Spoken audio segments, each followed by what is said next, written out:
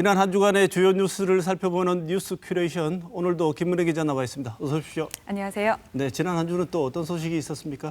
네, 이번 주는 문화 관련 소식부터 먼저 준비를 했습니다. 네. 한국 사회를 살아가던 여성들의 삶을 그려낸 베스트셀러 82년생 김지영.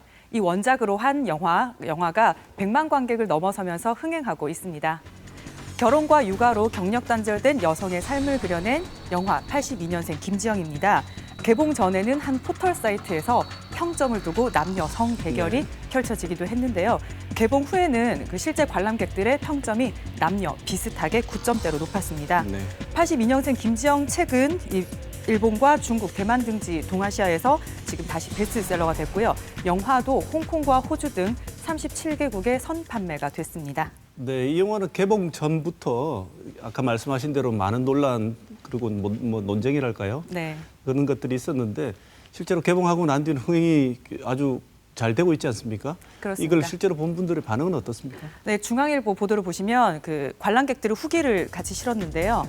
평가를 했습니다. 원작이 여성들의 고충을 호소하는데 좀 집중을 했다면 영화로 만들어지면서는 위로와 화해에 초점을 맞추니 각본이 공감을 얻는데 한몫을 했다. 이렇게 평가를 했습니다. 여성을 전면 주요 캐릭터로 내세우게 되면 왜 우리 사회에서는 이게 항상 논란이 되어 왔는지 모르겠습니다.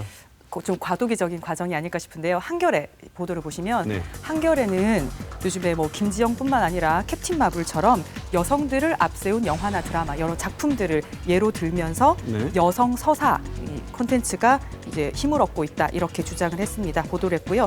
또 악플과 평점 테러에 시달리고 또 언론을 통해서는 젠더 갈등으로 주목을 받긴 하지만 여기에 의미를 두지 말고 콘텐츠 변화로 의미를 좀 둬야 된다 이렇게 얘기를 했고요. 이런 콘텐츠의 변화가 결국은 사회 변화로 이어질 것이다. 이런 전문가들의 관점을 담았습니다. 네, 이 영화를 보고 난 뒤에 5명이 보면 5명이 감동하거나 자기에게 뭐가 닿는 부분이 다르다고 해요. 그렇게 다양한 관점에서 터칭을 할 수 있는 콘텐츠라면 그 자체에 주목해 줘야 될 필요가 있다고 생각합니다. 네, 저도 동감합니다. 네, 다음 소식은요. 경상북도까지 고교 무상급식을 선언하면서 대구만 왜 예외냐 이런 비판이 많았는데요. 예산 사정이 좋지 않아서 안 된다던 대구시가 일주일 만에 입장을 바꿨습니다. 여론에 등 떠밀린 모양새입니다. 경상북도 교육청이 내년 고3부터 시작해서 2022학년까지 전체 학년으로 무상급식을 하겠다 이렇게 밝혔습니다. 전국 17개 시도 가운데 16번째입니다. 그 무상급식에 드는 비용은 내년에는 교육청이 55%, 경상북도가 45% 이렇게 나눠서 부담하기로 했습니다. 이렇게 이제 마지막 남았던 두 군데 중에 한 군데 경북이 하겠다고 하니까 나머지 시선이 대구에 쏠리게 되는데요. 그 처음에 안 하겠다고 대구도 버틴 이유가 뭡니까? 일단 매일신문 보도를 보시면요. 매일신문은 주민 여론 그리고 지자체 의지 때문이라는 교육청 입장을 담았습니다. 교육청 설문조사 결과 대구 시민들이 우선적으로 예산을 투입해야 된다고 응답한 게 무상급식이 아니라 교수 학습 활동으로 나타났다 이렇게 얘기를 했고요. 또 지자체에서 관련 예산을 좀 일정 부분 부담하면 우리도 움직일 수 있다 이러면서 대구시에 공을 넘겼습니다. 그에 대한 대구시 입장은 뭐였죠? 대구시는 예산이 부족해서 당장 도입은 어렵다. 이게 입장이었습니다. 하지만 재정 자립도가 대구보다 더 낮은 곳도 시행을 하고 있다. 앓는 소리 한다. 이런 얘기도 많았고요. 교육수도라고 하잖아요. 대구시 교육청을. 교육수도가 맞냐. 이렇게 비판이 많이 나왔습니다. 결국 대구시는 일주일 만에 고교 무상급식을 단계적으로 시행을 하겠다. 이렇게 밝혔거든요. 일주일 만에 변화된 입장을 직접 한번 들어보시겠습니다. 고교 무상급식을 바로 시행하기에는 예산 사정이 참으로 어렵습니다. 그래서 이 부분들은 우리가 해야 될 일입니다. 해야 될 일이지만 조금은 시간을 조절을 하는, 호흡 조절을 하는 것은 필요하다 이렇게 생각합니다. 그동안 시민사회에서도 우리 대구만 무상급식을 내년에 안 한다라는 부정적인 여론도 제기되고 또 여러분 언론과 그리고 또 학부모들 이런 쪽에서도 내용을 들어보시면 결국 될 것이었는데 안 했던 건가 의지 부족의 문제였나 이런 느낌이 좀 들었거든요. 여론에 등 떠밀린 모양새긴 합니다만 학부모들이나 시민단체들은 이번 결정을 환영한다 이렇게 밝혔습니다. 네, 미루어 짐작컨대 왜 그런지 짐작은 갑니다만 갑자기 안 하면 안 되는 때가 오고 있나 봅니다. 다음 소식은요? 네, 어플리케이션 하나로 내 명의의 모든 계좌를 조회하고 입출금도 할 수 있는 오픈뱅킹이 시범 실시되기 시작했습니다. 오픈뱅킹은 은행들의 결제망을 서로 개방하는 겁니다. 네. 여러 은행의 계좌를 가지고 있으면 스마트폰에 각각의 은행 어플리케이션을 다 깔아놓잖아요. 그렇죠. 이제는 한 개 은행 또는 한 개 핀테크 업체의 앱이나 홈페이지를 통해서 다른 계좌들도 네. 조회를 할 수 있고 입출금도 할 수 있고 송금도 할 수 있고 네. 이런 서비스가 되는 겁니다. 네. 지난 30일부터 농협과 신한, 국민, 우리, 국내 10개 은행이 서비스를 시작했고요.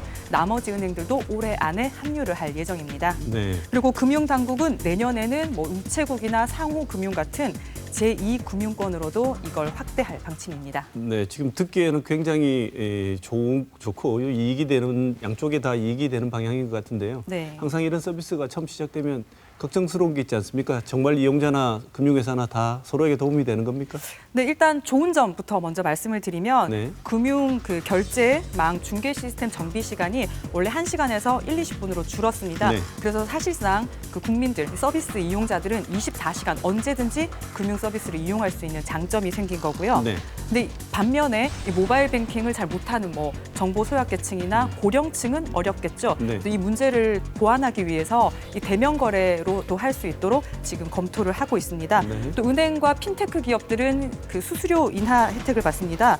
오픈뱅킹 이용 과정에서 은행들이 이용기관에 내는 그 수수료가 기존 금융결제망 이용 수수료의 10분의 1 정도라고 하거든요. 네. 이렇게 되면 결국 금융 소비자들도 입출금 이체 수수료가 20원에서 한 50원 정도 인하될 예정입니다. 네, 그 점은 아주 좋은데 항상 새로운 제도 뒤에는 우려사항도 있지 않겠습니까? 그렇습니다. 이 민감한 금융 정보가 결국은 한 곳에 다 네. 모이게 되기 때문에 해킹이나 보안 사고가 나면 지금보다 더 크게 피해를 네.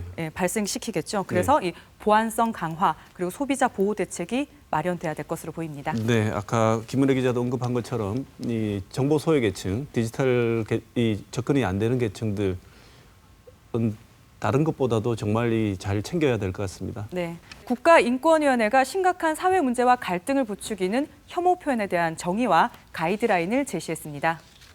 국가인권위원회는 혐오 표현 리포트 발간사에서 우리 사회에서 혐오 표현은 일상화됐지만 대항하는 장치가 부족한 상태라고 말을 했습니다. 네. 인권위는 혐오 표현을 성별이나 장애, 출신 지역 등을 이유로 차별을 정당화하거나 조장, 강화하는 말, 그림, 몸짓, 기호 등으로 규정을 했습니다. 네.